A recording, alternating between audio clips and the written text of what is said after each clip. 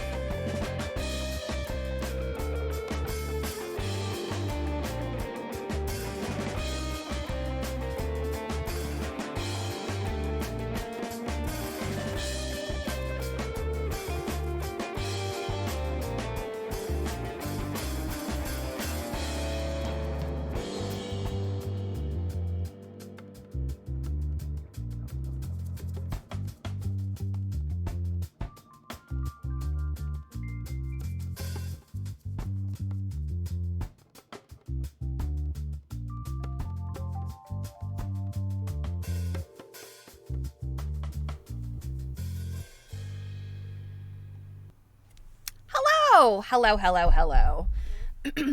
I like that playlist. It's kind of a reggae sort of island vibe. I like it. Happy Monday, you guys. Thank you, Druid. By the way, Druid, thank you so much for your message to the Quilt Nerding email. That was so nice. I consider that very high praise because you see me and Jill in action. I think you and Robin probably see us in action the most. So what I am referring to is, of course, our lecture this weekend. And Druid made it live. I think maybe Robin was watching in the replay because she had a family thing on Saturday night. But it went really well. It was so exciting. Our first official hosted thing. We'll be looking for more speakers potentially. Yeah, so we did a lot of experimenting. Pam Weeks, of course, was our speaker, and she lectured about, well, I have to mail this out to our winner, but she lectured about the topic of portable patchwork, and it was sort of different than what's in her book. I mean, her book is a gallery of the quilts and some how-to, but she kind of talked more in depth about, some of the details that I think didn't make it into the book. So that was really exciting. So we have to do another one soon. If you guys can think of anyone that you would like to see us engage for a lecture, please let us know. I can think of probably a dozen people right off the top of my head that I would love to see a lecture from, and therefore would love to host them. But, we have to figure out what makes the most sense and what people want to see and who's available and all that jazz. So we're at the beginnings of our experimenting and all that stuff. So anyway, it was an exciting weekend. It was fun. I am in the throes of my seasonal allergies. And Lee, if you're out there, I got your message too. Thank you so much for the suggestions. If you guys were here a year ago, same thing. March, April, and maybe the beginning of May are the absolute worst for me allergy-wise. I am allergic to all the tree pollen and much of the grass pollen and some of the flower pollen. So it's miserable. I take medication, but when it ramps up, I mean, you can tell, I've been sneezing all morning, and I've got a little post-nasal, so I think I'm going to have to add on top of the allergy medicine I take the nasal stuff, which I don't like to do because it tastes bad.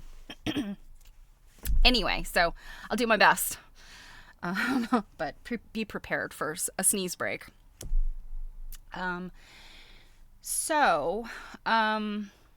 far as my schedule, I wanted to mention this real quick, and I will update it. I will be here, of course, this week. Next week, I'll be here on Monday, but not on Thursday. And you're not going to see me for a hot minute. I have to do a family thing kind of last minute next week. So Thursday, I think, is a travel day for me. And then I'm in Temecula the following week. So I will be back on, May 5th. Seems so far away, but it's really not. Today's already April 14th. I mean, can you believe it? Tomorrow's tax day. I hope you have rid yourself of all the tax stuff, and have hopefully gotten a refund or broken even. That's what I always think about taxes here in the U.S. So, best wishes. That's what I have to say. All right. Oh gosh, I have all these notifications popping up. So today I wanted to look at doll quilts. I showed you one of the pictures from the International Quilt Museum from their reading room, the Mary Gormley reading room. And if you remember, I said Mary Kay Waldvogel, my friend, she wrote a book with Mary Gormley. Mary Gormley had a collection of, off the top of my head, it's in the hundreds. I want to say it's 300, but I think we have the info. So, but they wrote a book about her doll quilts, and she, like I say, has this huge collection. And I know I have read some stuff to you guys about the book before. I remember there's one little quilt in there that was made by a girl who unfortunately passed away not long after she made her little doll quilt. And I just remember thinking, like, what a tragic story that was. But the fact that we have her quilt, and Mary, Mary documented the information. I think there was a picture of her and everything. That little girl's memory stays alive. I firmly believe if we have our names spoken, we never truly die. So, having that piece of textile from that little girl, I think it's a beautiful thing, even though she died tragically young. So, here's my challenge. I think I left the book at my mother's house. So, I do have the pictures from the International Quilt Museum. What I had wanted to do was compare them to the pictures in the book, but we're not going to be able to do that today because I sometimes think I'd leave my head behind if it wasn't screwed on, as my mother always said. However, we will be taking a look at these two books. This one is A Child's Comfort, Baby and Doll Quilts in American Folk Art. This one is, this is not the Sandy Fox. This is, who wrote this one? Bruce Johnson. And then this one is Small Endearments by Sandy Fox. Now, the interesting thing about these two books is most of the quilts in both of them are children's quilts. There's really only like a handful that are truly doll quilts, or what I would consider to be a doll quilt. I consider a doll quilt to be like, little things like this. They are considering, or they're calling some of these ambiguously smaller quilts doll quilts. But I feel like something that's like 36 inches, that wall hanging size, it's kind of ambiguous. It could be like a baby quilt. A crib quilt. A crib quilt, I think it does tend to be a little bit larger, but I feel like when you're making small quilts, there's no like real solid dimensions. Today I think, and you guys might know this better than me, like what the going size for a doll quilt is, or a baby quilt is, or a crib quilt, based on mattress sizes being fairly consistent. Full-size bed quilts, we kind of have your standard dimensions for that, depending on whether how far you want it to fall down the sides of the bed. But I really feel like baby quilts are just different. Particularly today, if you're going to make a baby quilt for someone, I feel like a lot of people might kind of just use like with the fabric kind of as a general rule, 40 inches or so, and then just make it longer, or maybe it's square. People make mats for babies, like play mats, and they're meant to go on the floor. So I just feel like baby and children's quilts are kind of ambiguous, in terms of sizing.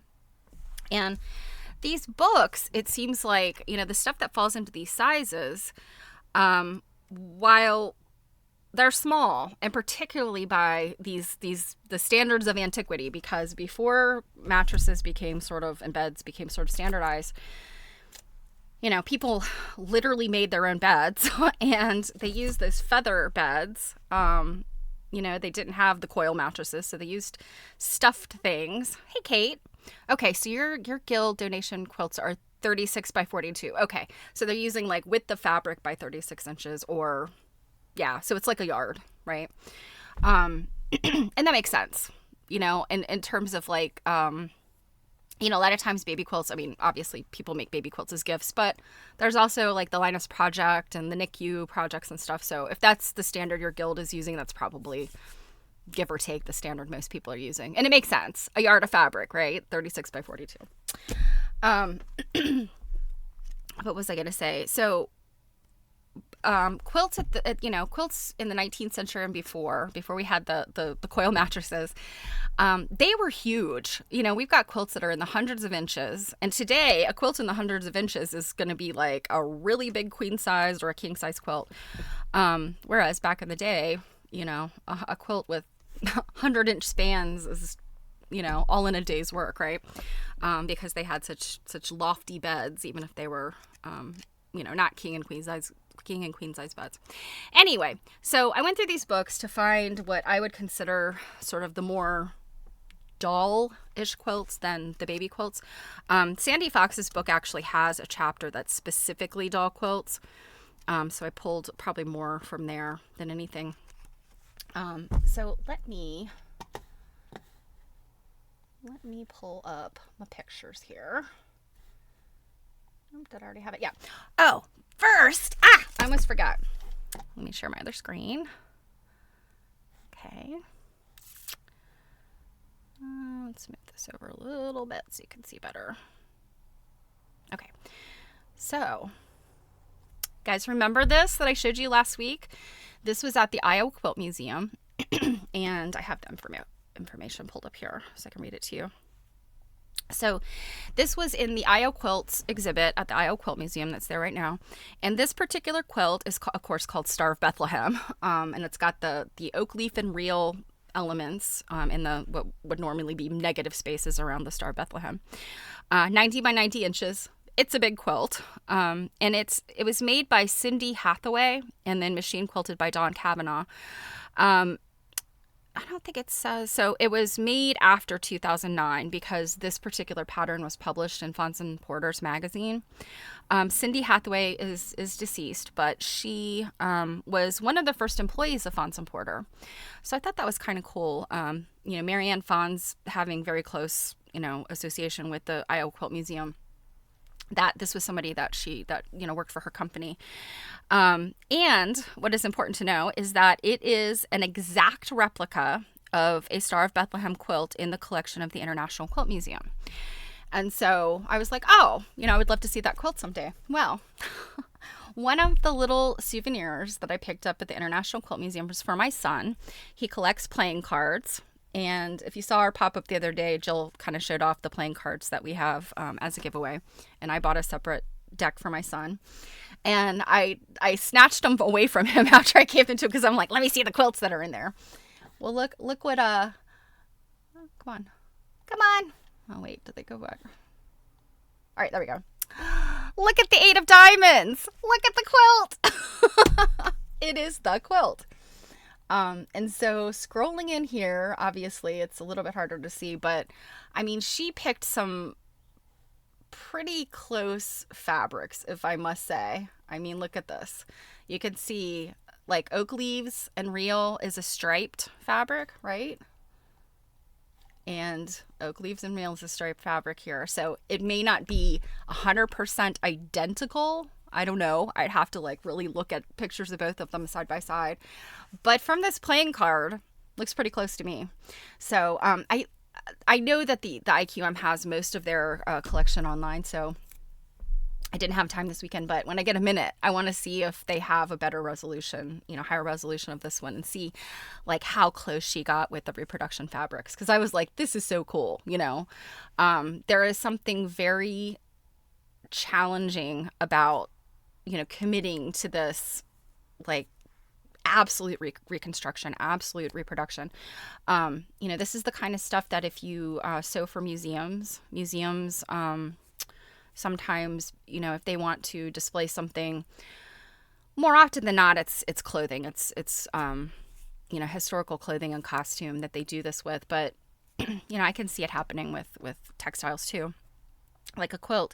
But they'll have, a tailor or seamstress remake something because the original is hard to display or it's too damaged, or they just don't have a good extant example of it. So there's a lot more of this kind of reproduction sort of thing going on in the costuming at museums. But this too, this faithful recreation. I mean, it's a craftsmanship. We're not talking about design here because it's a copy, so the artistry is in the craftsmanship, and I have a lot of respect for that. I appreciate that. So I just wanted to show you that. I thought that was a lot of fun.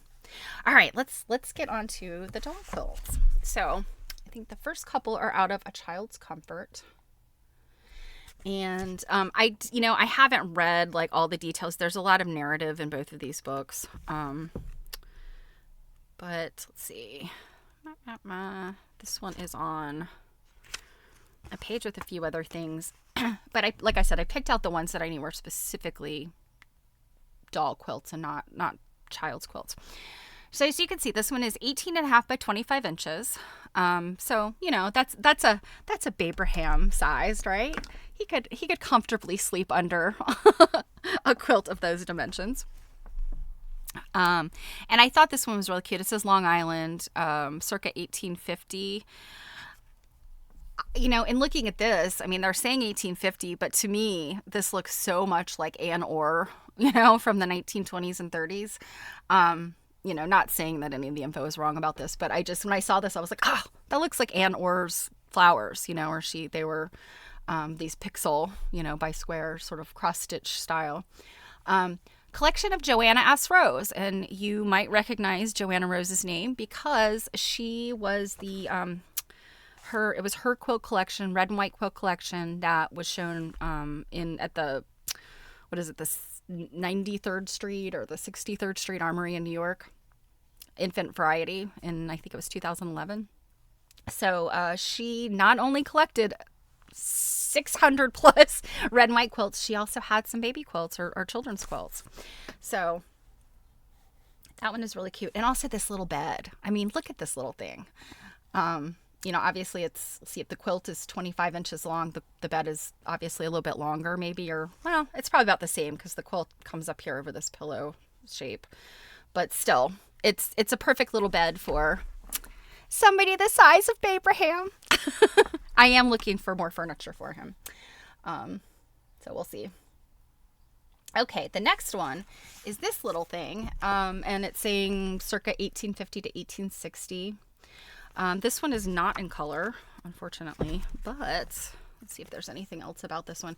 It's from Pennsylvania, and I love the fact that not only are there great quilts coming out of Pennsylvania, but we've got great doll quilts, you know, and that same kind of, not saying this is an Amish quilt, but you've got that hex symbol that is so, you know, the Pennsylvania Dutch, you know, you see these symbols in Pennsylvania. So yeah. And these kind of things, of course, are often associated with, you know, Amish Mennonite makers, but I mean, we have no way of knowing because there's not any history here with this one. This one was in the collection of Jonathan Holstein and Gail Vanderhoof. So I'm not sure, you know, Jonathan and Gail divorced, and then Gail has since passed away. So I don't know if this is still in Jonathan Holstein's collection, but it might be. Okay, and then this last one from this book. This one is 1890, and this is 11.5 by 11.5, and that's like a little bit bigger than a pot holder. You know, I mean, think about, this is smaller than a sheet of scrapbooking paper. And this one to me looks like it could have been one of two things. And I think a lot of quilts are like this. It could be one of two things. It can be a block, an extra block that was left over, or maybe just didn't fit in a quilt and it was made into a doll quilt, or it was a child's first, you know, a little girl's first sewing project. So, you know, this one just seems to like scream like, you know, I'm a loose block. You know, maybe not originally destined to be a doll quilt and just became one. But you can see here, there's these little patches, and this is pieced here. So this really looks to me like a scrap bag quilt that, you know, maybe a child stitched together these pieces. I wish we could see this one on color because I think these other patches here might be more obvious how this was constructed. But it says gold diamonds, red floral cutouts, midnight blue background with striped blue border. So I would say that all of this is probably blue. And then you've got the red and gold in here. All right. So moving on to, and so again, this was from A Child's Comfort by Bruce Johnson. And let's see, what date was this? This book was 1977. So, yeah, that's pretty cool. Oh, and by the way, the first picture in this book you guys might recognize. I feel like you can see me holding this up. It's the hat and heart quilt. This was one of Mary Fawn's quilts, or one of the images that Mary Fawn's often showed. I think she made some Quilt Nerd stickers out of that particular quilt because it's such a bizarre and fun quilt. Okay, so the next one we have, these are from Small Endearments, 19th Century Quilts for Children and Dolls by Sandy Fox. And this is a newer book. This was written 1985 was the first edition, and it looks like the second edition was 1994. That's 9 years in between editions. That's kind of interesting that it got reprinted. It's a really good book. It's got a lot more narrative and detail and stories in it, and unfortunately, I have only just flipped through it, but it's one of those books that I think would really be good to read. So, that's the challenge with having a lot of quilt books. You look at a lot of pictures. You have to be forced to read them. So, so this says, this is second quarter 19th century. So, I mean, what is that? 1830s-ish. This is your not too far from the chintz world of quilts. And what I love about this is, I mean, these are old, but this is obviously for a little 4-poster bed because it's got the cutout to hang over the 4 posters. And, to me, that speaks of, particularly at a time like this when, I mean, even wealthy people didn't have gobs and gobs of stuff. A wealthier child or a child from, a wealthier home would have had this kind of doll furniture and things. So these sort of quilts would maybe be more common in a wealthier household, I would think. And again, this is all just assumption on my part, kind of things I've read. Whereas, a household that maybe was a little bit more, I don't know, working class or whatever you want to call it, I feel like things would be a little bit more ad hoc, a little bit more scrappy. I mean, this is certainly scrappy in the sense that it's using a variety of fabric scraps. Many of these look like dress fabrics. You've got a little bit that looks like it could be sort of chintz oriented. But, to me, these just look like something that were, specifically made for the little bed and the doll. These are so precious. There's some stereoscopic images. So this is the first one. Undated. It's called Patchwork. And it's this little girl sitting there sewing a little block. And she's got a doll here. And I guess I would put this is probably late Victorian period. But, I mean, how precious. And then we've got another stereoscopic. Or stereograph. I don't know what's the difference between stereoscopic and stereograph. Stereoscopic, I know it fits into that looks like a ancient Viewmaster. I mean, essentially that's what it is. And a viewer, and you slip the thing in the top, but I don't know. A stereograph is something related, I guess, but maybe it only comes as one picture. I don't know. But little girl also, she looks like she's an older girl, but again, sewing a little quilt. And honestly, these little quilts look pretty good. I mean, this looks like some triangles with points that seem to meet from a distance. And then this other little girl, the thing she's sewing is either an applique or, I mean, that could be pieced. My guess is it's applique, though, just guessing, wild guessing. And obviously these are staged pictures, but girls at this time period, they're doing this kind of stuff. They're, we joke a lot when, me and Jill and some other folks we know, you go out looking at like girl samplers, schoolgirl samplers, and you've got kids like 5 and 6 years old stitching these things. And the really detailed, like opulent ones are girls that are in their like tweens and teens. I was not that accomplished when I was that age. I learned how to thread a needle when I was like 6 or 7. My mom put me in like a kids cross stitch class because I had shown some interest in sewing. So anyway, the kids were much more accomplished with sewing because they learned much earlier. And I know that some of the girls' educational opportunities, gosh, remember we read Sarah Josepha Hale had a lot to do with, schools for early schooling for children, and continuing education for girls. But some of those schools, girls were being taught early, even though they might get some, the academic studies, they were also being taught sewing because it was important. You know, you had to make and mend clothing. You had to, that sewing was just an important piece of household management. So there were things like needle drills and thimble drills for very, very young girls. So, all right. Oh, come on. Okay. This, I think these might be going in backwards now, aren't they? Let's see. Yeah, this batch is out of order. Okay. So this, find it.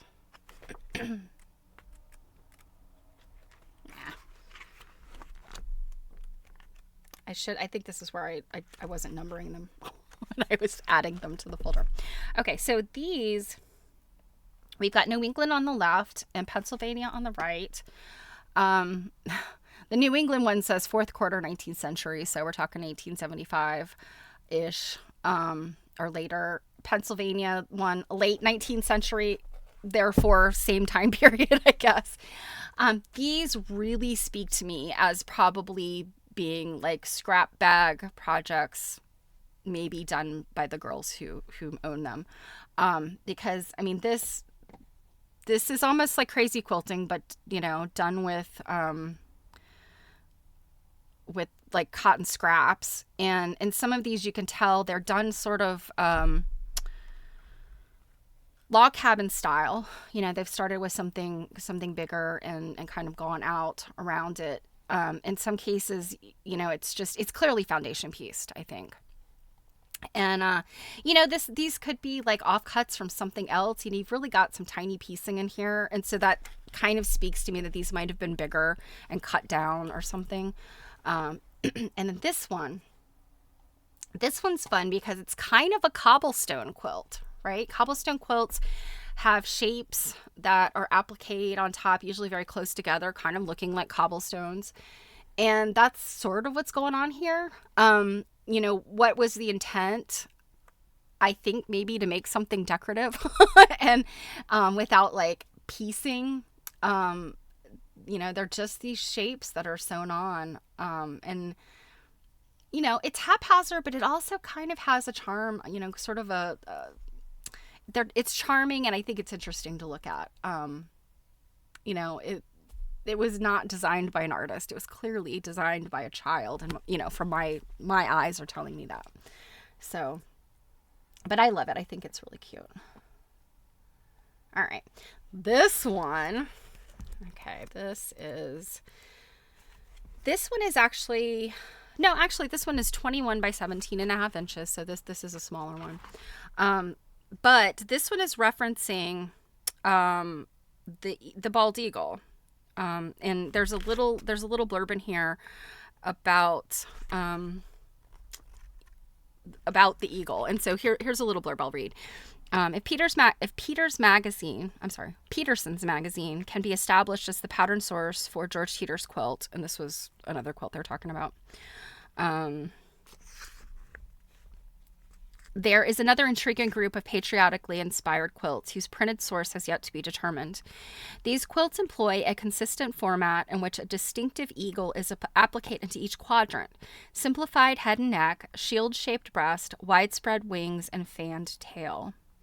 The feet are generally personalized, as in the element held in the beak: a flower, cluster of cherries, leaf, cigar, firecracker, or basket. And in this case, the eagles aren't holding anything, but I think one thing that they're leaving out is the Liberty pole. And it's that pole with the, thing at the top. And I think it's often mischaracterized maybe as a cigar or a firecracker or something. And again, these are just things I've read, things people have told me. I think a lot of times if the birds are holding something in their beak and it's not really clear what it is, like arrows or like a streamer or something, it's kind of like, not really sure what the intent was. It could be a cigar, it could be a Liberty pole, it could be a firecracker, who knows. So these quilts were made in considerable number, dating at least from 1876, the centennial, obviously, the year of the nation's centennial celebration, and the same eagles appear in a smaller but still recognizable form on a rare and well-used doll quilt, and so that's what this one So fourth quarter 19th century, obviously 1876 or later, I think it's safe to say. And it doesn't say where this one's from, just just the time period, and 21 by 17 and a half. So another one thing that was on the page here, and I'll come back to this because it's a patchwork, I think, doll dress. Actually, you know what? Let me show you now because I'll forget. I didn't take a picture of this. Let me show you. You can see this little scrappy patchwork sort of dress. It could be a little girl's dress. It doesn't say. It just says who it's made by. Eliza Dorsey Ashworth, Utah, 1856. So without any kind of dimensions, it's hard to tell whether it's a doll dress or a little kid's dress. I've often asked the question of some of my friends that collect, doll and baby clothes. And I'm often like, well, is this a baby dress or a doll dress? And my one friend's like, do you think a baby's big head would fit through that neck? So like that's part of it. When you look at some of these things and like, is it an infant dress? Is it a doll dress? Yeah, you usually have to think about how a baby would fit in it. And if it doesn't make sense for you to be able to squeeze a baby in it, like get its head through and its arms through, it's probably a doll dress. Okay, I took a picture of the whole page, although I was really kind of pointing out just the one. Let's see. It's so irritating. These are in the wrong order. So this one down here in the bottom corner was kind of the one I was looking at. And it says mid-19th century, 13 and a half by 7 1/4. So this is a very tiny little doll quilt. And it's an oak leaf and reel. And to me, it's I don't know, it sort of speaks of, maybe, just maybe it was an extra block or some extra blocks, but it's so tiny. I mean, these things have to be like 3-inch blocks. Let's see, if it's 7 1/4, I'm trying to think here, yeah, I mean, these are finishing at 3 inches probably. If these are 1/2 inch, this is like a 1/2 inch border / binding. But obviously well used. It's been washed, it's shrunk and crinkled. That much shrinking and crinkling might say that it's wool batting. Although cotton, of course, will shrink and crinkle like that too. So, there's a number of possibilities there. And then the other ones here, they're also cute. I mean, some of these, look at this, 23 and a half by 23 and a half. Look how beautiful that is. Without reference to the size, I would assume that is just a gorgeous quilt. I mean, forget about the fact that it's so tiny. It's just very, looks like a full-size quilt. This one, the harp, I think that there is a little bit of a story about that here in the book. Let's see if it's a quick read. I don't think it is. I think there's a longer story here about the harp. And this is in a bunch of pictures, so I'm not sure. Yeah, I'll have to find that some other time. Okay. Now this one, of course, looks like a very well used and well loved quilt with this thick ruffle on it. Again, charming. Certainly, looks like it was made specifically for a doll quilt, not something that was turned into a doll quilt. And then look at these two.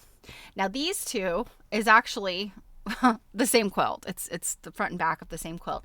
This says to me, Mama had 2 blocks that were not going to be used in a quilt, and they got turned into a doll quilt. That's what this says to me, because it's reversible. These look like patterns you would definitely see in a full-size quilt. The size, 14 and a half by 16 and a half. We're talking about like 13, and I think that's including the fringe. Yeah, it is including the fringe. These are like 12, 13-inch blocks. This would be a standard size for, many bed quilts of this time. And this one, even with that center, now we could be talking about like some fugitive dye here, but to me this says like these outer triangles were probably, you know, maybe a darker color. It's hard to tell, but that this could have been a signature block. And so if you think, and now again, we have no proof of this. I'm not saying this is the case, but it seems to me it's possible if you're making a quilt with signature blocks, it might be easy to make too many. You know, you think I might not get them all back. Or, you know, I started piecing and I never, you know, this one I didn't need the signature for. I'll just go ahead and put it together as is. And because we do know often blocks, the whole block didn't go out for the signature. The center was given to somebody that, you know, might sign it, or, you know, if it was going to somebody that did professional inking or whatnot, you know, that they weren't generally sending the whole block out is my point. But I could definitely see a mom making a signature quilt and then just having this extra block and going ahead and finishing it. So I realize it's just a fanciful story, but it's, I don't know, it seems to ring true for me. It's definitely a possibility. So, hey, Bisbee. Aw, sitting there with the cat. That is the best way, you know, cat in your lap. You can't go anywhere because cat in your lap. Oh, and also this pom-pom fringe. I mean, come on. Who doesn't love a pom-pom fringe? Look at that. This is like, I would say like the height of Victorian passementerie. That this is the kind of thing you'd see on furniture, draperies, all kinds of like, you know, doodads and fripperies and whatever. The Victorians loved all this stuff, and this totally is what that is. All right, what is next? Oops. Okay. This one, these I love so much because of how tiny they are. I don't know that they're really doll quilts. I mean, look how oblong they are. Unless they're like, I don't know, maybe like a pillow sham or something. I don't know what you would say these are. I just kind of wonder, are they actually doll quilts? And maybe not something else. And if anybody has any ideas, but you know, on the other hand, I can't find the page that these are on. Here we go. Let's see. There's some reference to Harriet Beecher Stowe, and there's actually is it Harriet Beecher Stowe? No, it's Louisa May Alcott. Both of them wrote about quilting, but in here there's this reference to Harriet Beecher Stowe, and it says, I don't know who wrote this. It was one of the earliest accomplishments of my infancy to thread my poor half-blind aunt's needles for her. So, you know, in antiquity, when somebody is talking about their infancy, to me, I mean, today we call an infant. I feel like an infant is a child maybe up to the age of 1 year old. You know, you get past that, you're not an infant anymore. I feel like if you can walk, you're a toddler. So I don't know, you know, somebody speaking from antiquity and saying, you know, during my infancy, you know, surely they're talking about, you know, being a wee little baby of some sort. Maybe it's a toddler. I kind of doubt it's a child who can't walk yet. You know, if you're threading needles before you can walk, like, that blows my mind. I don't think that was happening. But anyway, what I was going to say here about these, I mean, they could be, if you think about cradles, how cradles were kind of long, sort of oblong. I have a doll cradle. I'm sure it's 20th century. I mean, it's old, but I'm pretty sure it's 20th century, early 20th century. But they are kind of long and narrow, you know. So that could be what this is, like a mat for a doll's cradle that's long and narrow. But they could be tiny table runners. They could be, I mean, who knows? But these also speak to me. This one's tied, and this speaks to me, again, of a child's sewing project. And then these up here also, you know, you've got the possibly an orphan block. Yeah. Okay. And then these last ones, I love these. Could they be long potholders? Yeah. That's what I was thinking, like a potholder, sort of a pan. I don't know. We do know, particularly Pennsylvania Dutch, or really in even the pioneer communities,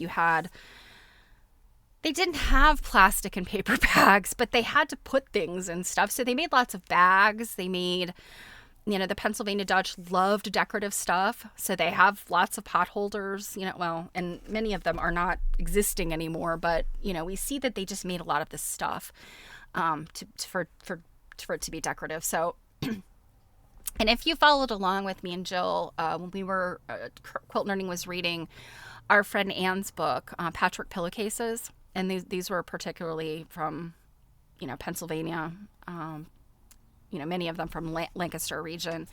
Very Pennsylvania Dutch thing to do is make these pillowcases. Many times those pillowcases were originally identified as a doll quilt. And so, I think it's really easy to confuse some of these things, Hey, Robin. Oh, gosh. Sorry you're having connectivity issues. I'm glad it got sorted out. And I feel like lately, I don't know what's up with technology lately. I've had some problems. And if I mentioned, my phone is only like 5 years old. I think I got it. It was either right before the pandemic started or within the first year of the pandemic. They've already stopped, there's some apps that have already stopped being available for my operating system. I mean, come on. Planned obsolescence, anyone? Ah. Anyway, so I picked these just because these were very interesting. These are children's quilts, presumably, because they're, particularly this one, because it is bigger, 37 by 35. So to me, that speaks of a baby quilt, something that's probably a crib quilt. But this one, I believe they have a picture of the pieces. So those applique pieces. I think it might be for this quilt. In my haste, I did not take a picture. Let's see if I can find it. This book actually has a lot of very cool, yeah. I'm looking to see here. Yeah, they're not the same. This is not from the same quilt. But you can see, let me switch back.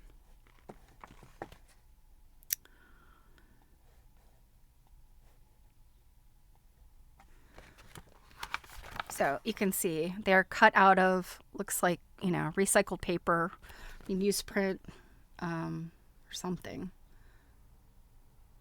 Or, well, yeah, paper feedback quilt pattern. So yeah, they were from paper feed sacks. But aren't those cute? They've cut those out. Oh, I mean, how precious. And, you see a number of these, throughout, what I guess we would call the mid to late 19th century. Victorians, of course, were known for, all of their fussy over-the-topness, but they were also known for some really cute stuff, too. Okay, so this is the one I found to be super interesting. And this one, where are you?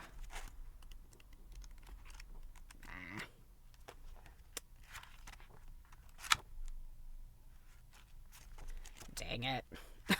Here it is. Okay, so this is actually at the Shelburne, and it's 16 by 23. So, I mean, that's small. 16 by 23. I mean, I'm just looking at my desk, and I mean, 23 inches, 2 pieces of scrapbooking paper.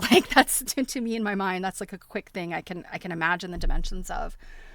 So a little bit bigger than that. And how precious are these? I mean, look at these these are inked pictures of these children, and then their little clothing and dresses are fabric, and then the pets and things are made of fabric, and then of course we have Jesus here in the middle. So obviously this was made by someone or for someone that had, religion was important. And I can't quite read what these things say. The door, I don't know, something. Behold, Behold, I something at the door and knock. So, I feel like there is, is it called the light of the world or something like that? There is this really it's iconography, I think, that's at a church.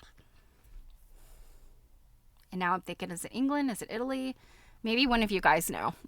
But there is this image of Christ like knocking on a door. So I don't know if this behold I stood at the door and knocked.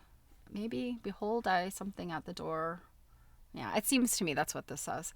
Anyway, I don't know if it's a reference to that famous painting. I don't know. I mean, I could just be really reading into this, but nonetheless, this was made by somebody that had, this image of Christ was important to them for whatever reason. And, yeah, I mean, look at this. Look at these. It's so precious. Look, there's a squirrel and a bird. And I don't know, is this a trap? A bear trap? I don't know what that is. But yes. Oh, no, you know what? This is the actual body of water. So this kid is fishing. So this must be something floating in the water. Maybe it's a little boat. It's kind of like a bear trap, though. But yeah, Bisbee, the faces. I mean, they are so lifelike. They're so like, they look like illustrations. Makes me wonder if maybe these are images from a book or something. And certainly I think that this image of Jesus is probably from something, some famous imagery. But yeah. And then this is the backside. This is the back of it. Now, what's interesting is that, still you've got the clothes and things, but the faces seem a little bit more primitive. Monster cat, I know. So this is interesting. I kind of wonder if the back of it is not, was maybe not made by the same person that did these front ones. Because the illustrations are very different. So like, I'm kind of wondering if this was a case of somebody made this front part and then another person finished it. So I don't know. Or maybe the people worked together. I can see it being a scenario of like somebody made the front of this and it was very impressive, and whoever did the back was kind of like, oh, I want to do a thing too. Maybe it was sisters, mother, daughter, I don't know, there's no way of telling, but I do feel pretty strongly that whoever made the front is not the same person who made the back, because it has a different look to it, even though it's like similar fabrics, etc. But still, how stinking charming is this? All right, and then this other one at the bottom. This is another stereoscopic, stereoscopic. And I mean, first of all, look at this kid. He looks absolutely insane. It's like big eyes. And he looks like he's cutting the arm off of this doll with, I don't know what this implement is. If it's a knife, or it looks like a knife to me, but I don't know.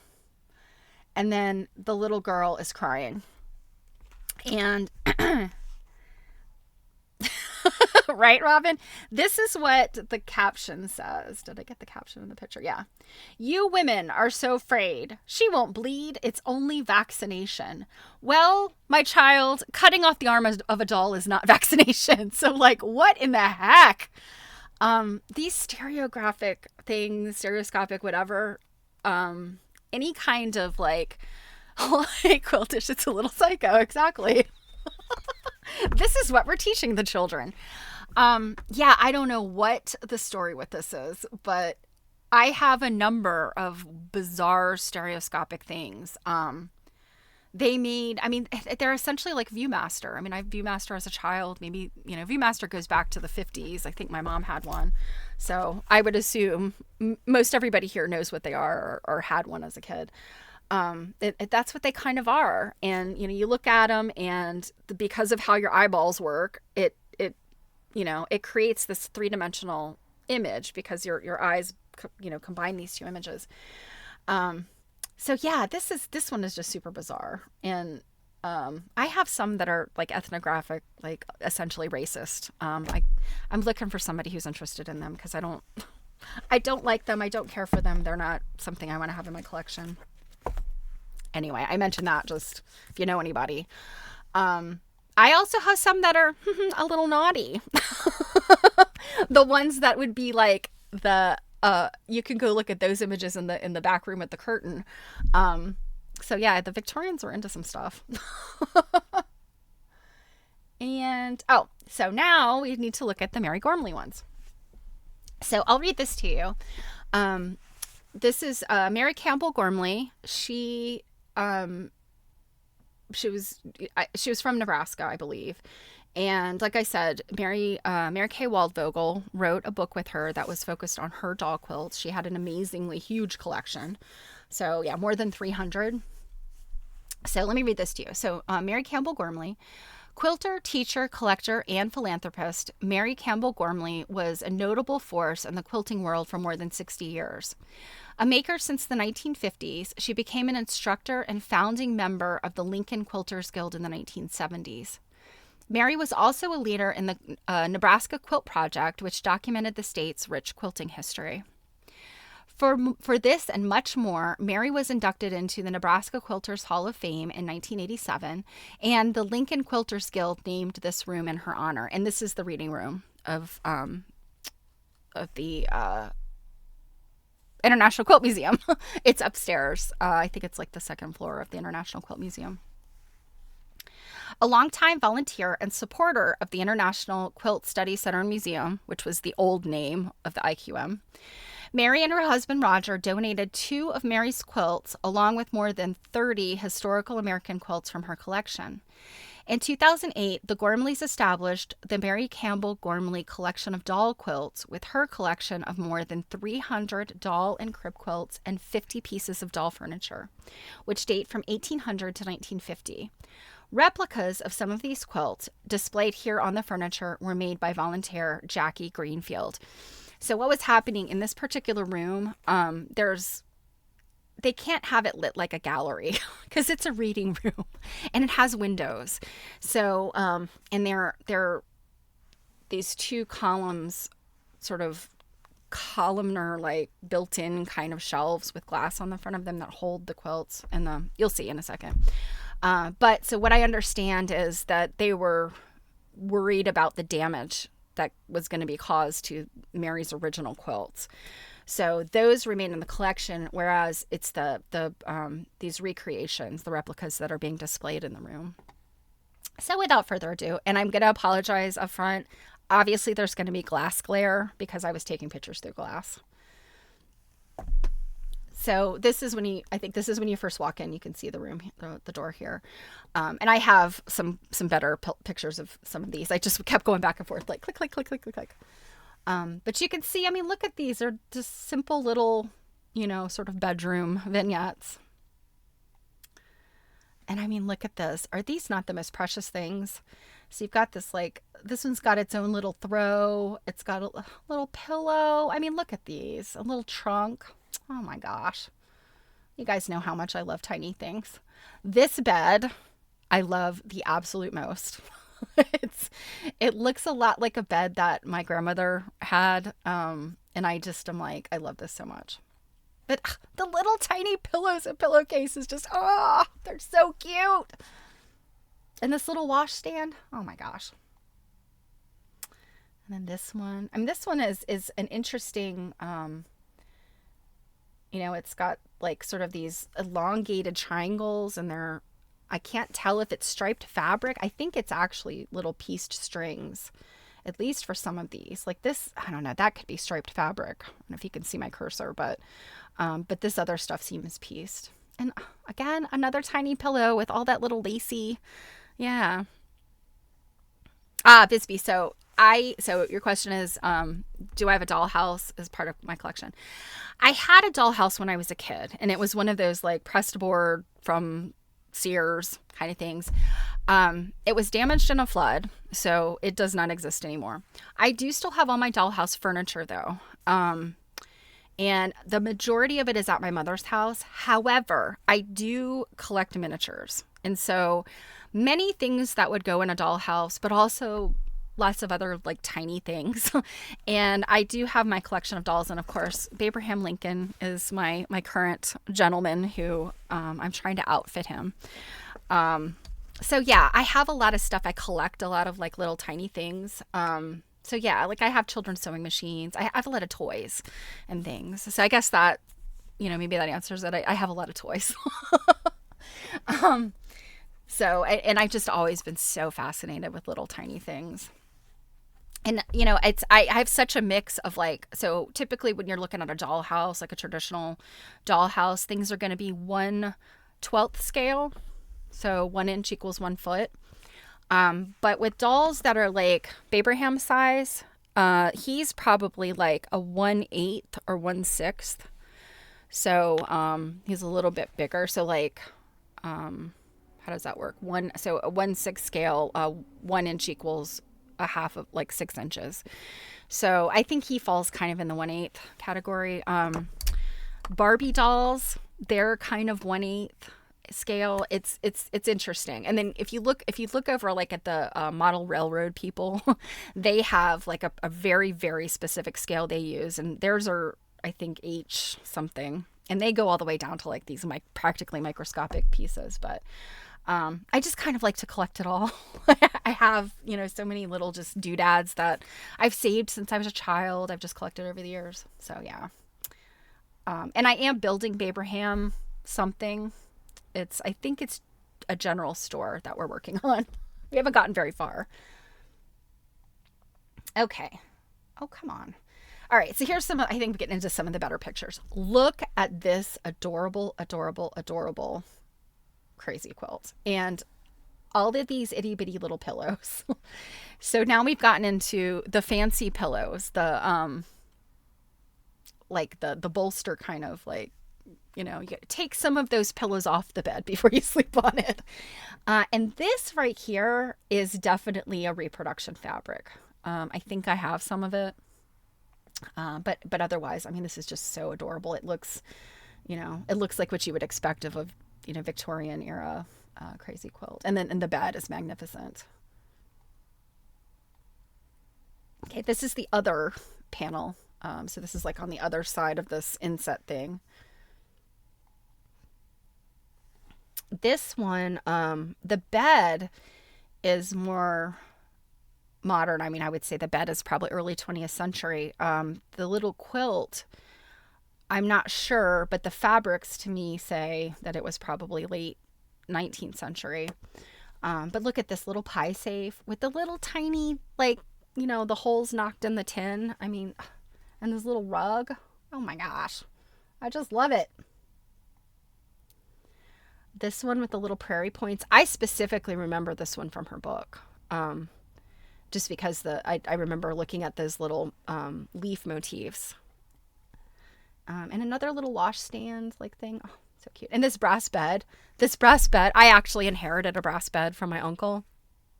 And my brass bed looks a lot like this one. It's got those little sort of acorn-shaped finials at the top of the post. And then this one, it's a little crib, a little tiny crib. I mean, these are the 1/12 size, definitely. And then this one is magnificent. I mean, look at this. There's a rabbit on this fabric. I suspect, that the woman who remade these definitely kind of searched far and wide for the reproduction fabrics. I don't remember anything like this in the book. I could be wrong, but I just think this one's pretty magnificent. It's kind of got this like, I don't know, like some of the modern Japanese quilts. It kind of looks like to me. And then this was another, so you could kind of see this better. These the patches on this one, very plain quilt, but I mean, oh, how cute. And that was just kind of a better picture of this one with the leaves. Those little prairie points.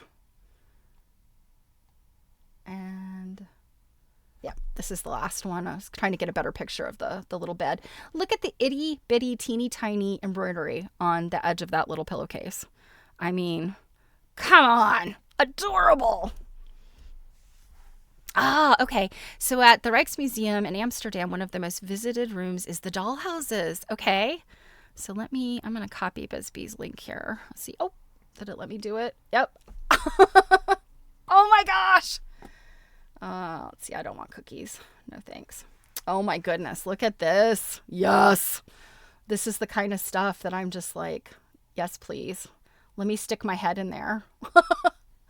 So Doll's House of Petronella Dunois. I don't know what that is. Oh, look at this. Oh, look. And yeah, see, like these kind of things are in, like, what do you, like a furniture. They're inside of a piece of furniture. It looks like this is a different one from this one. Oh my goodness. Like, oh, and this one's different from that one. It says this is a canal house. Okay. Oh my goodness. All right. I'm going to have to look at this in detail by myself. I'm going to have to ooh and ah because you guys will get sick of me just going, ah, ooh. This reminds me, and you guys have not seen it yet. We'll actually show it on Quilt Nerding.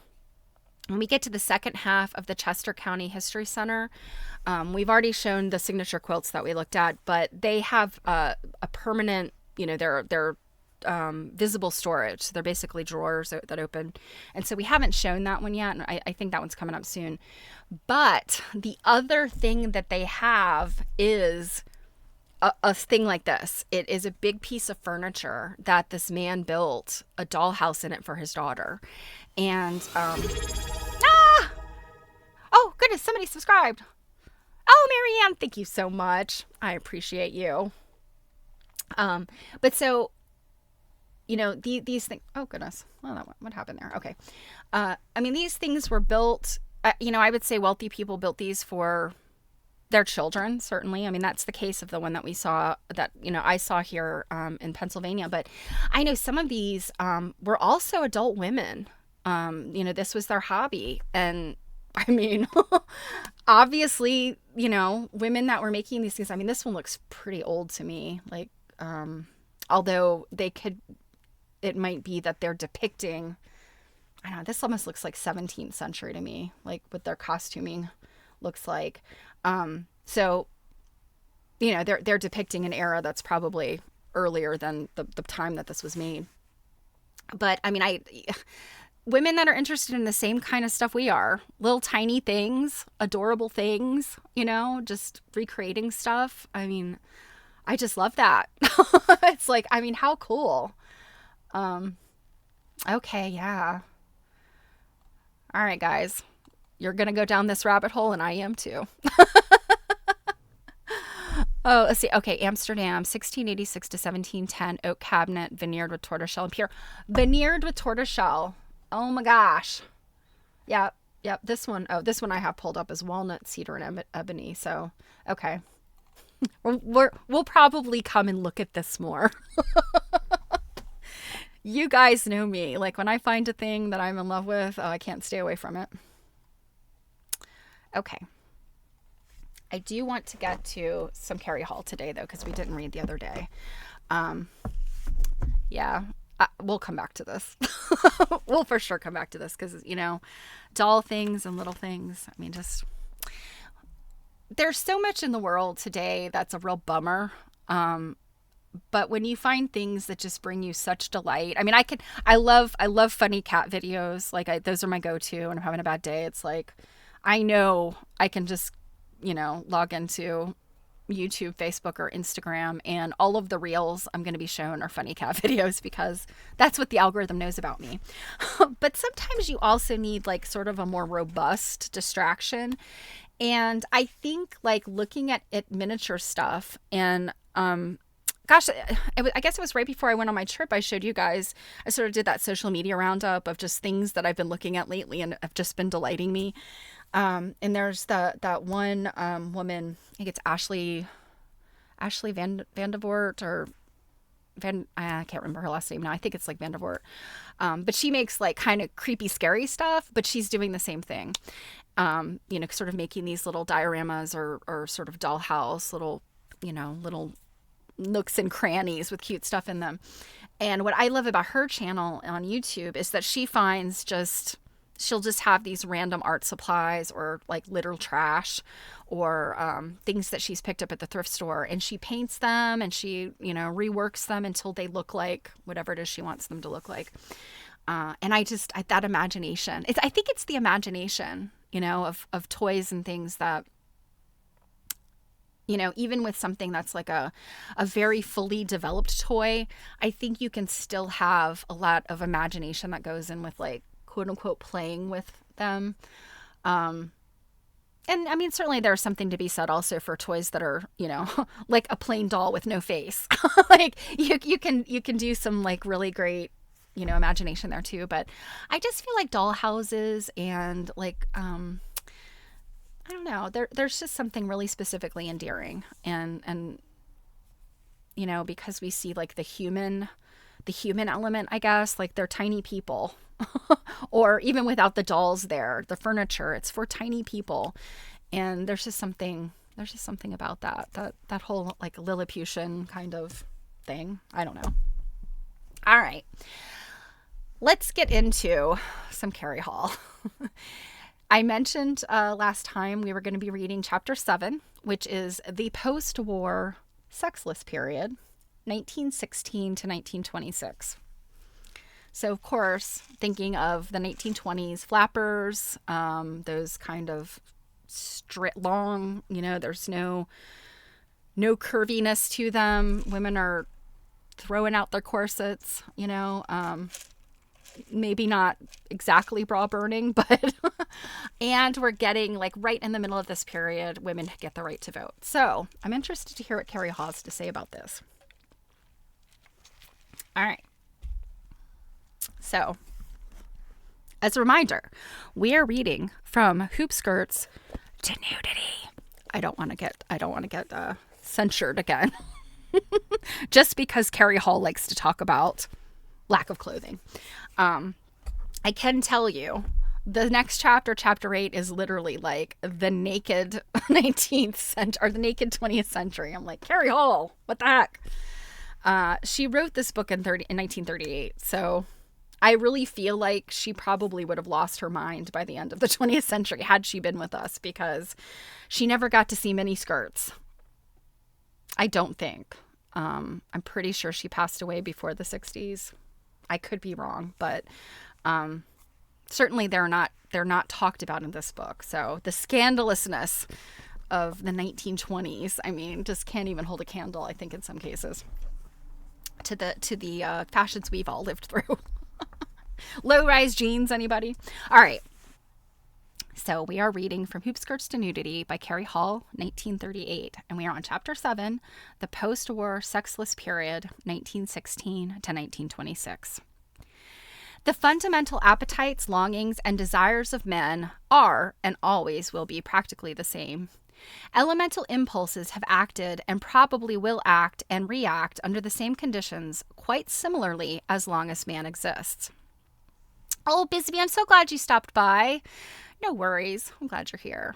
Sleep tight. Don't let the bed bugs bite. Let's see you next time. Governments rise and fall. The map of the world undergoes changes. Seasons wax and wane, and fashions change with the changing times. With all Europe engaged in mortal combat, there was the inevitable demand upon the world of fashion. Women must adapt themselves to wartime schedule. Clothes must be economical and reflect in their dignity and simplicity the seriousness of times. Early in 1917, when it was no longer possible for the United States to remain neutral, a call went out for women from every walk of life to take the places made vacant by the mobilization of men for service in the AEF. So what is that? The American... What is the E for? American something forces? Ooh, I don't know. Some of these jobs demanded uniforms, others a sort of semi-uniform, a strictly one-piece dress in keeping with the nature of the work. The attractiveness of these wartime dresses grew out of their simplicity of line and lack of trimming. These were the all-occasion costumes for many women for the duration of the war. Among the very young, the ever-present thought of the finality of life and the futility of thinking for the future. Oh, wow. Are we describing Gen Z? Or are we describing these young women from the early... Futility of thinking for the future had such a depressing effect that in order to counteract this morbid spirit, their playtime dresses were the gayest of the gay. This seemed to represent, for the time being, their attitude of eat, drink, and be merry, for tomorrow there may be no tomorrow. Interesting. Now, I don't know, are the youth of today wearing brightly colored clothing because, I don't know. Ooh, okay, Druids got some, okay. Okay, the American Expeditionary Forces, led by Pershing. Okay, this was the U.S. military force sent to Europe during World War I. They arrived in France in 1917, but didn't see major combat until 1918. The AEF significantly impacted the Western Front, notably in the battles of Belleau Woods and the Meuse-Argonne offensive.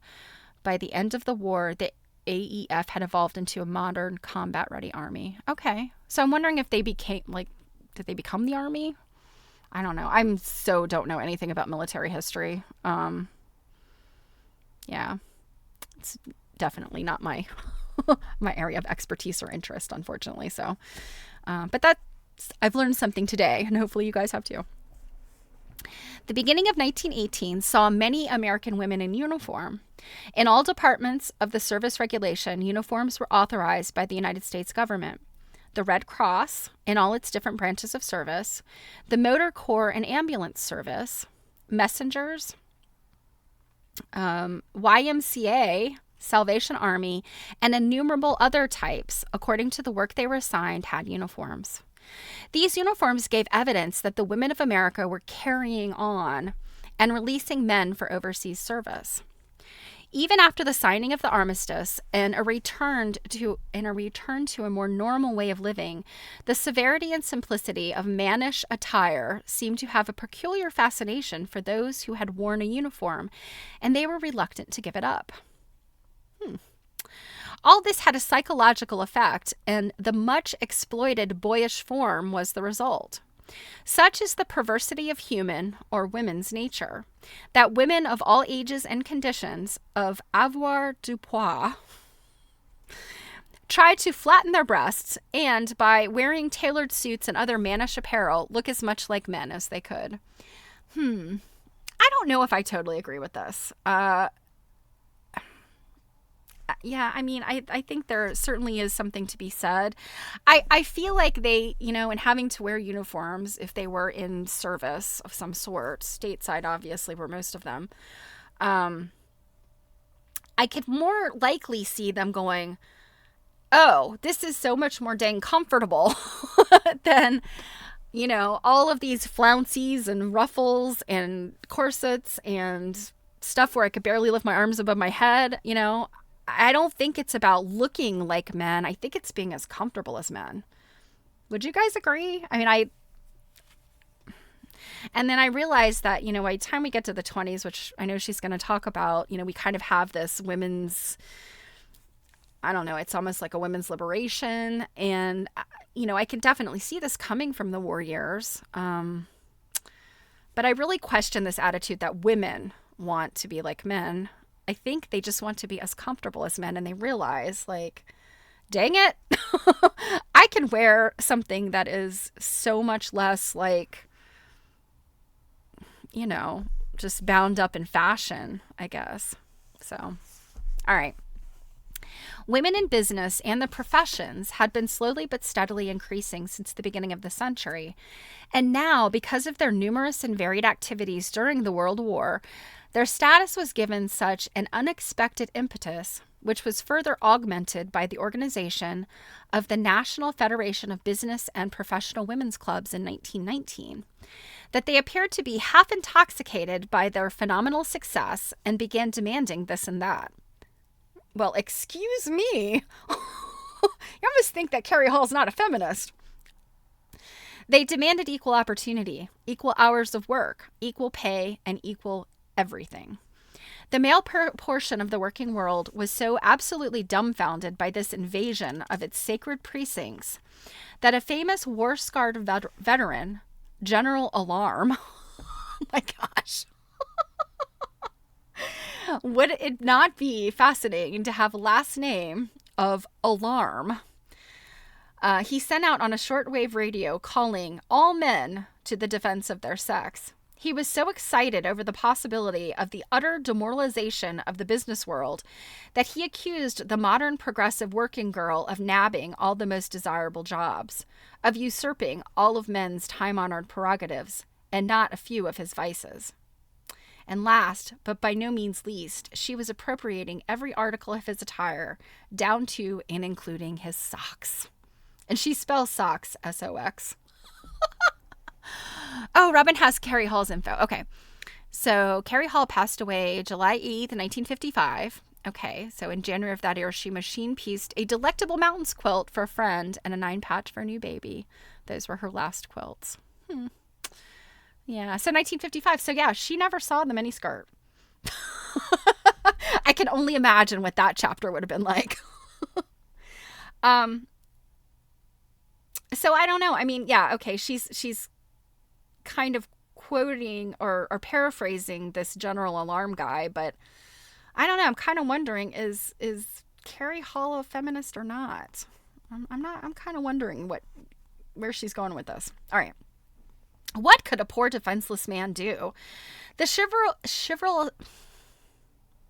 chivalrous thing would have been to give his cast-off clothing to the poor misguided women, turn to the days when knighthood was in flower, and choose a nice shiny suit of armor. Or he might have preferred the colorful toggery of the Louis XIV period. I'm sorry, no. Louis XVI period. Then he could have reached for a snuff box instead of a lucky. And I'm assuming by lucky she means a lucky strike. And all would have been well. Okay. Louis XVI, I mean, was Louis the 16th? Is that Marie Antoinette's Louis, or was that Louis the 14th? Ugh. I'm so bad with my history here, but yeah, I mean, we're talking about, so colorful toggery of Louis the 16th is definitely like, you know, I mean, women were not dressed comfortably. I mean, come on. Oh, let's see. Druid and Robin have more intel. All right, so the American Expeditionary Force was a specific temporary force sent to Europe for World War I, while the Army represents a broader continuous military organization. Okay, so it was a temporary thing. Its deployment to France was a distinct event. Okay. Oh, and then we've got, Carrie Hall's, she was an 85 inductee, yeah. Oh, yeah, you guys, go check that one out when you get a chance. I know this is a really good write-up of Carrie Hall. I think it's got, I've read this one before. Good stuff. Okay. All right. Each cycle of time swings into place. We find some one idea paramount in the issues of the day. Following the World War, a passion for pleasure with its overindulged appetites dominated the scene. The Roaring 20s, perhaps? Political systems were shaken to their very foundations, and new religions with strange new names prevailed. An entire new order of things was predicted, and everyone interested in dress, from the designer to the manufacturer and the dressmaker, was looking for a dominant factor around which to build a fashion interest. Some central idea around which a period of fashions might be crystallized. By looking back 50 or 100 years, they were able to see that the tyranny of fashion was breaking under the weight of its own nonsense. And having slipped from under the dominance of Paris for the duration of the war, and knowing that America had designers and craftsmen worthy of the name, this would have been a propitious time to launch an era of American fashions for American women. Early in the century, a group of representative Chicago dressmakers had organized an association to encourage the development of American design. And before I get here, look at this. This is French Street Dress, 1916.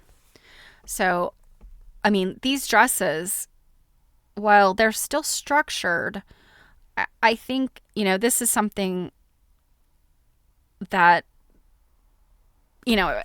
I'm gathering it's specific to the time, but I think it also is, minus some of the little doodads and things. You could see this kind of thing in the 20th century. I mean, people that kind of like a little bit of a throwback flair. I mean, I could see those kind of things from the 50s and even now. So, Representative Chicago dressmakers. Their purpose was not to affront Paris, but rather to accept such designs as Paris had to offer and use them to aesthetic advantage, and at the same time to encourage American fashion makers to greater originality and independence. The watchword of this enterprising group of women was marked originality without resort to sensational ideas. Marked and originality without sensationalism. Okay. And they maintained that the development of a serious art in one country in no way repudiated or denied the art in any other country. This organization eventually grew into the Fashion Art League of America, and even though unable to establish a definite fashion trend, it had much to do with the development of original design in the Middle West. I'm assuming we mean the Midwest, like Chicago. The cooperation of art and industry was demonstrated when the first American Design Contest was sponsored by the Art Alliance of America in 1916, and when the Metropolitan Museum of New York City in 1917 recognized textile design as a part of our national art by opening a new textile gallery. Okay. All right. So let's look at, there's a couple more pictures. One of them is actually a photograph. So first we have the dresses of Parisian inspiration, 1916. Again, these are so different. I mean, look at this. Look at all of that ankle. All of that ankle. How scandalous. And then on this next page, we have lounging pajamas and a boudoir gown, 1917 and 1918. So the woman on the left is in the lounging pajamas, and that is a photograph. I don't know. They're sort of weird looking, but they sort of look like, almost like jodhpurs, the pants, and they kind of have this very, very deep cuff that is like sort of almost looks like it's got bows on the sides to sort of tighten it around like the shin. So that's kind of an interesting outfit. And then of course this, the boudoir gown, sort of, I don't know, that speaks to very 1920s to me. And then, we have one more. The Eton jacket suit. I think this is very standard of its time.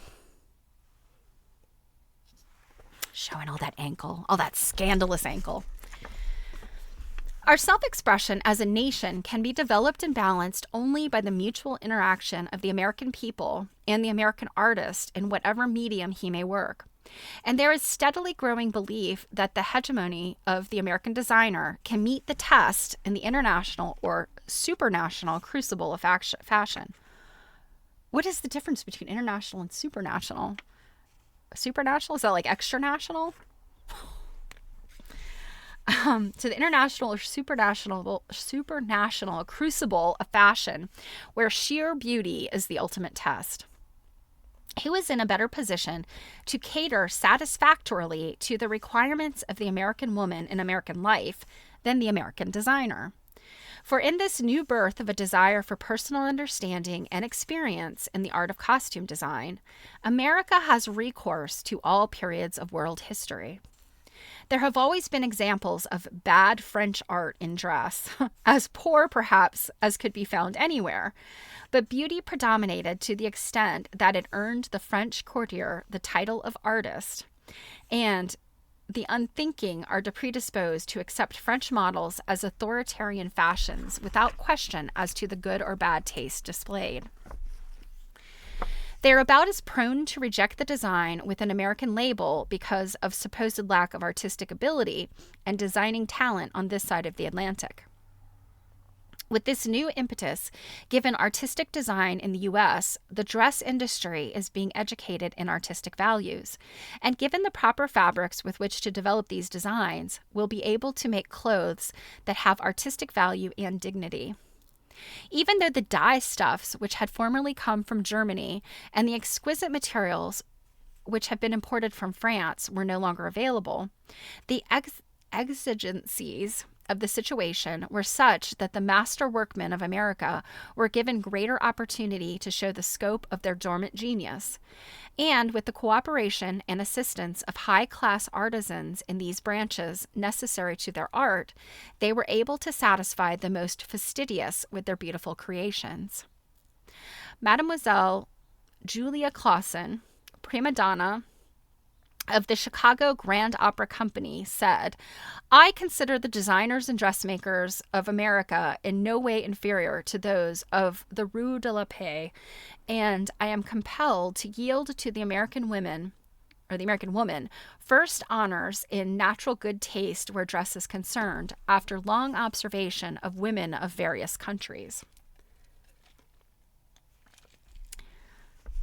Given the same gowns, the American woman will outshine her sister of the European fashion centers because it must be conceded that she has the better natural figure. The American woman is the happy combination of all the best points in all the best European types. Well, gosh, thank you, Julia Clausen, because Americans are just called fat now. All this publicity concerning the desirability of American fashions soon convinced the manufacturers of the importance and value of schools of design. They began to study the human form and thence to learn to appreciate its beauty, to clothe it with appropriate dress, calculated to show these beauties to advantage and to conceal its defects. Various leading schools of costume design were established in many of the art centers of America. And following this very worthy example, many of the large department stores established training schools for salespeople. This movement was given much momentum by the passing in Congress of the Smith-Hughes Act, which, when ratified by the various states, made available funds to assist in carrying out this much-needed work. Oh, wow. How nice it must be to have Congress providing funds for art. The good old days, right? The leading newspapers carried advertisements of American-designed and American-manufactured garments, and one enterprising pattern house advertised American fashions for French women. Still further encouragement was given when the designing and making of clothing was made an accredited course in the public schools, thus making it a part of the educational curriculum. And I mean, we just kind of talked about this with the doll quilts. Women and girls were, definitely schooled on this kind of stuff, but we're starting to see, this being like really formalized education. The Department of Home Economics of the Iowa State College at Ames, Iowa, issued a pamphlet containing a few simple tests to guide the young girl in her effort to be well-dressed. By giving herself a grade of 8 2/3% on each question, she may decide for herself how near she comes to being a perfectly dressed woman. 8 2/3%. The rules are, number 1, neatness of dress. Number 2, personal neatness. Number 3, well, I've already lost those two. The effect of foundation garments. Okay, another X on my account. Number 4, posture of individual. Also a negative for me. Suitability of design to dress. Okay. Suitability of design to occasion. Becomingness of color. Suitability of material to design and purpose. Suitability of accessories. Well, I mean, these are important accessories. Pleasing use of cosmetics. Well, I have none of those on. Becoming arrangement of hair. Well, I mean, this is all right. And number 12, design in keeping with present mode. So I think here I might have 8 2/3 points. With all this attention being paid to the creation of the beautiful in dress and the proper wearing thereof, it is not surprising that many French designers of the haute couture came to America to get the American viewpoint. Well, now that's interesting. Never before had anything concerning American fashions been of sufficient importance to create even a ripple on the surface of Parisian supremacy. One reason why distinctive American fashions had not developed is that the fickle woman would have nothing to do with them up to the end of the 19th century. At that time, Paris was the acknowledged capital of the fashion world. Women from all over the world ascended the broad steps leading to the famed palaces of fashion with almost the same reverence that they entered their favorite cathedral. Paris was a synonym for la mode. Let's see, Jared's found some info on the Smith-Hughes Act. So the Smith-Hughes Act, originally the National Vocational Education Act of 1917, was a landmark piece of legislation that established federal funding for vocational education in the United States. It aimed to prepare students for employment in various trades and industries with a focus on practical hands-on learning. The act also created a federal board for vocational education and required states to match federal funds. Okay, so this is not so much about art, say, as it is about the vocation. And I would say then that, you know, home economics and you know, suitable fashion development wouldn't, I mean, that makes sense to me as vocational.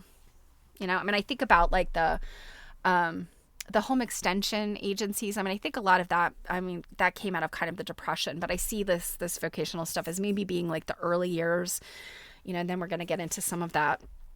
So the home extensions were more for farming, but you also see like the sort of housekeeping aspects of that too for farm wives. So I could kind of see like all this stuff going on from like the turn of the century through the 30s.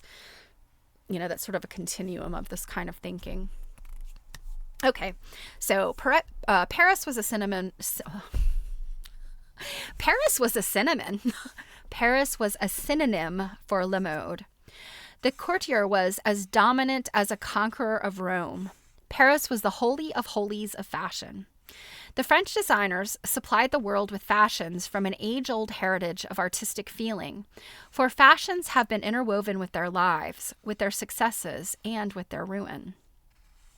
And as fashion plays up to each generation and world events play into her hands, the old tyranny will remain entrenched behind form and precedent, and it will be no easy matter to wrest the scepter from the hand that has held it for so many centuries.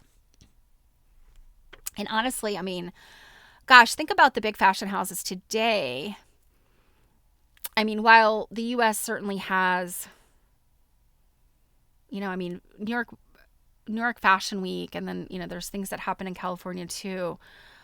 But when I think about all of those, you know, those fashion houses, none of them are like today, none of them are U.S. fashion houses. Many of them are Italian, French. I mean, I think about the names of stuff. I mean, just off the top of my head, Alexander McQueen, England.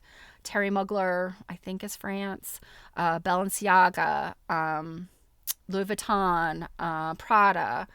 I mean, all of these, I mean, today are European names, even if they have like a huge presence in the U.S. They're still not Native American. And I don't mean Native American as indigenous, I mean Americans. So interesting. Huh. All right. The beginning of the 20th century found the women who, still bound by Victorian inhibitions, with here and there one who was strong-minded enough to suggest that there might be a more comfortable way to dress. Oh, comfortable like men? But as it usually takes a great cataclysm to shake the fetters of custom, it was not until the Great World War that the bonds were sundered and the American woman found that she had a mind of her own and did not have to go to Paris to be told what she should wear. Well, indeed. The center of all smartness and gaiety, of all luxury and fashion, had shifted from Paris to New York in 1918. Hey, B of D. You're a little bit late for the war talk. we learned some stuff about World War One. A vast alteration in the relative importance of the two cities had taken place. A profound sense of insecurity permeated all Europe. The attention of the leisure class was fixed on America, which was the financial center of the world, with all the relative power such a change implied. Temporary, evanescent even, as this was likely to be, it was a reaction likely to have a profound effect upon civilization and likewise upon fashion.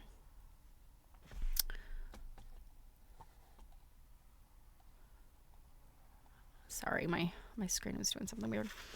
The progress of the American shop had been from the general store of the crossroads town to the mammoth department store of today. The progress of American fashions will be from imitation to independence. All national fashions are modified by personal and national idiosyncrasies. Having American fashions for Americans, they will be modified by our own idiosyncrasies, just as the fashions of the 19th century were modified by French idiosyncrasies. Fashion knows no limitations, no spiritual, aesthetic, or material obstacles. It recognizes only susceptibilities and weaknesses, and is bound to satisfy them upon demand.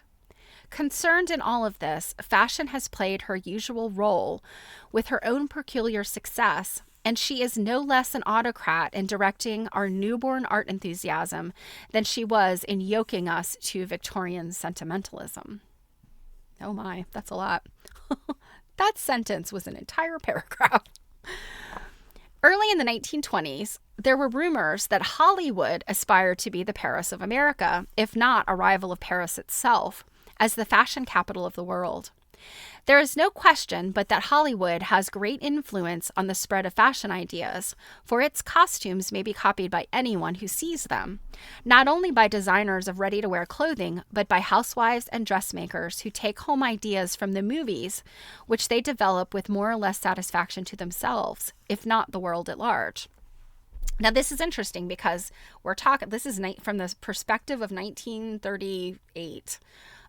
This book was published in 1938. I suspect she was writing from the perspective of 1936 because the decades are in increments with the sixes. So I'm kind of looking at 1936. She's kind of like in the height of the Depression here, where she's talking about this stuff. And it's so interesting. She's referencing Hollywood. Like, TV is not even a thing to be considered at this point, but movies in the 1930s, the big deal. This is right around the same time I think The Wizard of Oz came out. So we've got color in movies. You definitely can see, more detail in what women were wearing. So this is really an interesting thing in terms of like technology and where we're going, here in the US. Every great producing company has its own expert costume designer who designs clothes for story characters. Not for Miss O'Grady, nor even the Colonel's lady. Okay, I don't know what that reference was. There are exotic fashions for glamorous ladies of the films, not at all suited to general wear. And even the designers themselves admit Paris is their source of inspiration, even though movie fashions are frequently copied in Paris and returned to America with a Paris label. That's pretty funny. So you've got Americans coming out with the movies, and then Paris is going to copy them, and then they're going to come back to America with the Paris label. A study of the history of fashion will show that war, even though remote, will visibly affect the fashions for the duration of and the period immediately following the war. After the World War, intercourse between the young was less trammeled, and the desire of youth to run wild was exemplified in this period of unrestraint, with fashion playing her full role. Since Eve wandered out of the Garden of Eden attired in a fig leaf, she has seldom gone so lightly clad.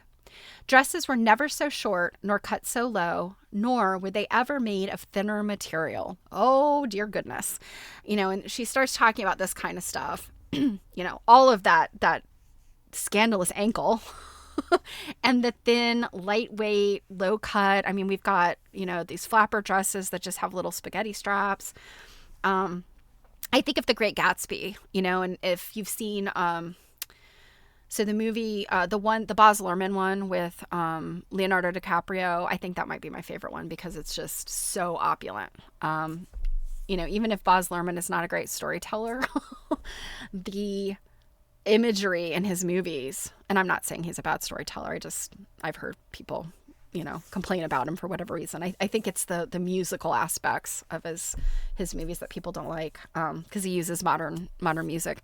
But yeah, that Great Gatsby movie, the fashions, and I remember specifically at the beginning of the movie, and I can't remember who the character is, but she's one of the women in Gatsby's orbit, and they show her wearing like very 1920s tennis or golf outfit, and it's like the long sweater, the V-neck, and she's got the little like, really tight page boy bob, and and a skirt and like sporting shoes. It's just, she looks like a fashion plate right out of, 1920s sports attire.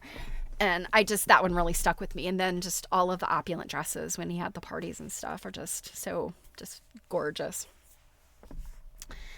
So short dresses, low cut, thinner material.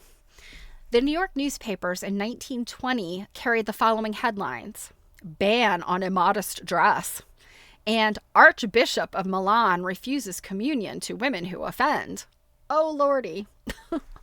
The clothes of this era seem to have no other object than to cover as little of woman's nakedness as possible. Again, poor Carrie Hall never saw the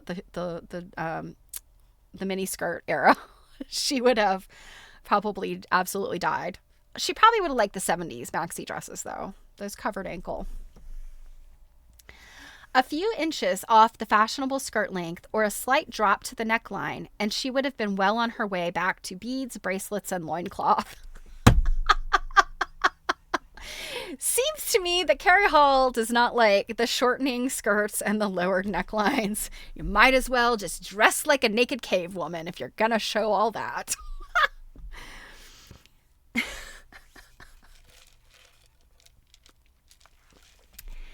She seemed to have forgotten that a delectable shoulder is far more delectable when seen through a mist of chiffon, and that the little foot that peeped in and out under the hoop skirt was far more alluring than the foot with a thick ankle and a stout leg uncompromisingly exhibited to public gaze.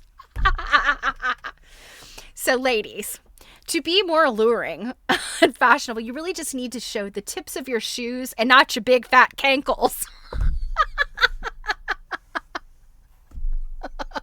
Your big old cankles and your tree trunk legs, you keep those under a hoop skirt now. Oh my goodness. The short skirts have shown to the world at large that few women, young or old, have good-looking legs. Now, I think this is not true, but okay. If the woman's much vaunted vanity played its accustomed role, fashion would not have such power as to force her to make a display of ill-shaped legs and uncomely knees that should, for aesthetic reasons, if no other, be covered. So basically, I think Carrie Hall is projecting. She's like, it really has nothing to do with morality. It's the fact that from knee to ankle, you got an ugly leg. And it should not be seen. This era of scanty covering confirmed Whistler's argument that nature is so rarely right, we may safely say nature is usually wrong. She'd love Daisy Dukes and bikini top.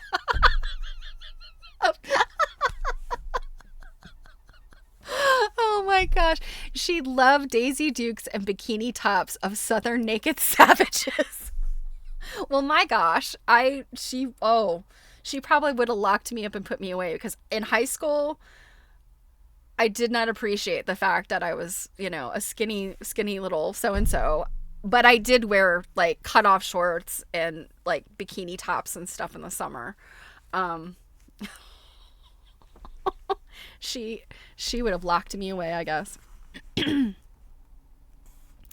When fashion dictates that we shall expose the parts of our body that are ugliest, fashion challenges art, and for it's art's business to cover up ugliness so that no one is quite certain that it is not beauty. Okay, and so here we have a picture of a bride's traveling dress from 1920. So she looks all nice and covered up except for those horrible cankles that she's showing off.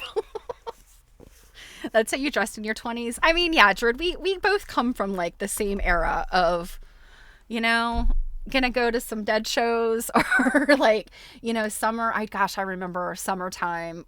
You know, I worked part-time during high school, but when I wasn't working, yeah, I mean, hot. My parents would turn the air conditioning down to save money, and yeah, I was decked out in cutoff shorts and stuff I wouldn't be caught dead in today, for sure. The modern woman does not create the impression that clothes were invented as a covering for the body. The overcovered woman of the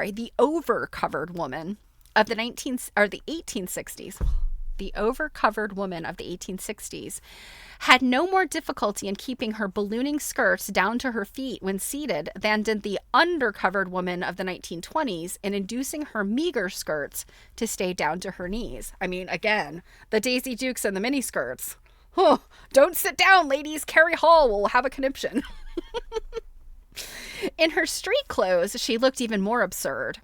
On a winter day, wrapped in furs from neck to knees, she exposed her legs and feet in sheer silk stockings and thin slippers to all the winds that blow.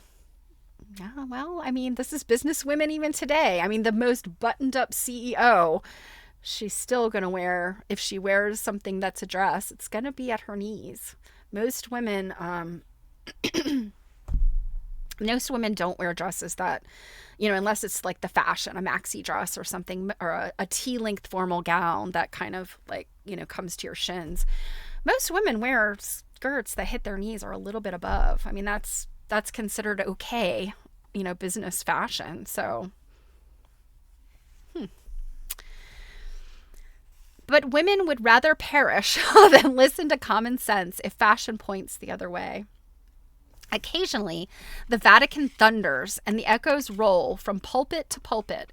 But what is the authority of Rome compared to the mandates of Dame Fashion?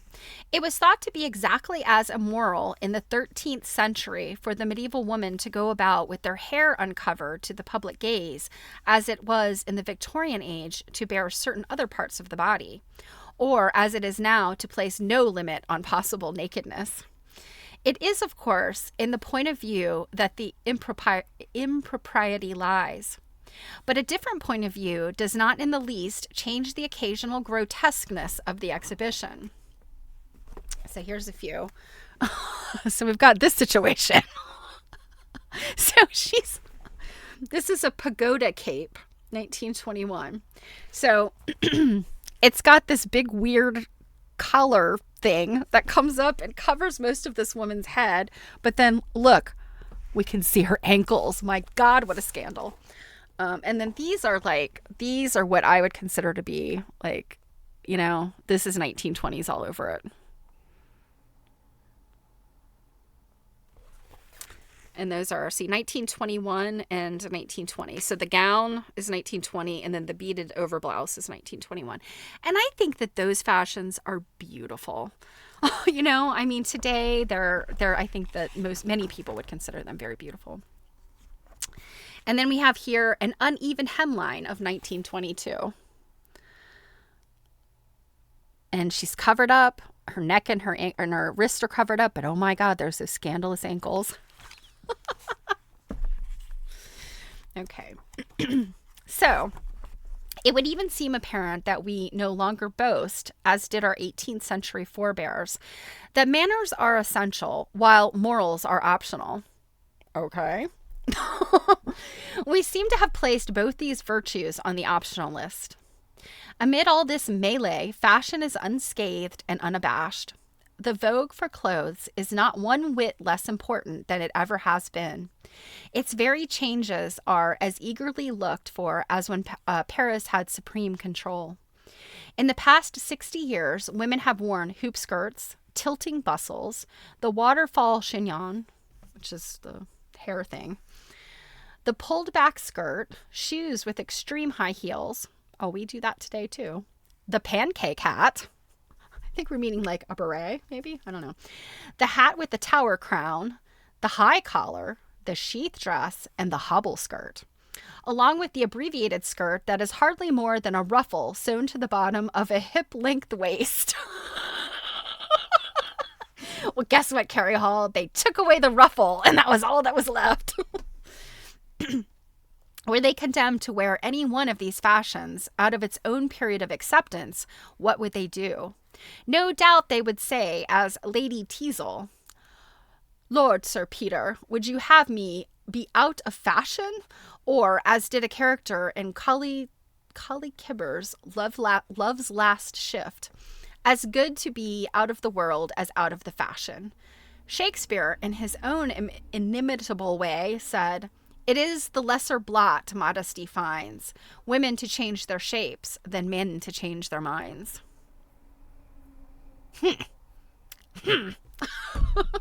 All right, we're going to leave off there. That's about the halfway mark of this chapter. I think I said this is a pretty long chapter.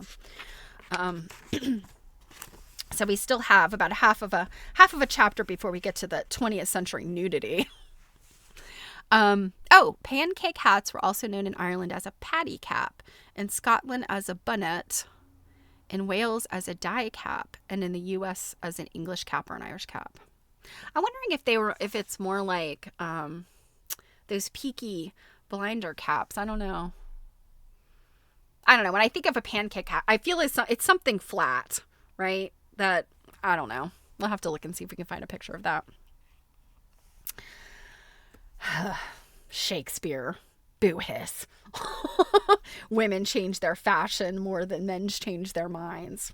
I will have you know, I have dressed like this since I was 16. T-shirts, jeans. Yeah. Okay, more like a Peaky Blinder hat. Okay. So kind of like a cap that like down in there. Okay. Well, I hope you guys enjoyed the doll stuff. Bisbee, send in that link. Oh my goodness. The Rijksmuseum stuff. Yeah. So, all right, we'll be back tomorrow with Quilt Nerding, tomorrow night at 7 p.m. Eastern Time on YouTube. If you don't catch us there, then I will be back on Thursday, as Druid says. And I don't know what I'm going to do for Thursday. We'll see. Just again, a reminder, I'll be here Thursday. I'll be here next Monday. And then you're not going to see me for a week and a half. So just keep that in mind. You've, got to find something else to do during the the 2 p.m. Eastern Time hour, if you're playing hooky from lunch or whatever. All right, guys, you have a wonderful afternoon. Have a wonderful week, and I will see you soon. Mwah! Bye, guys.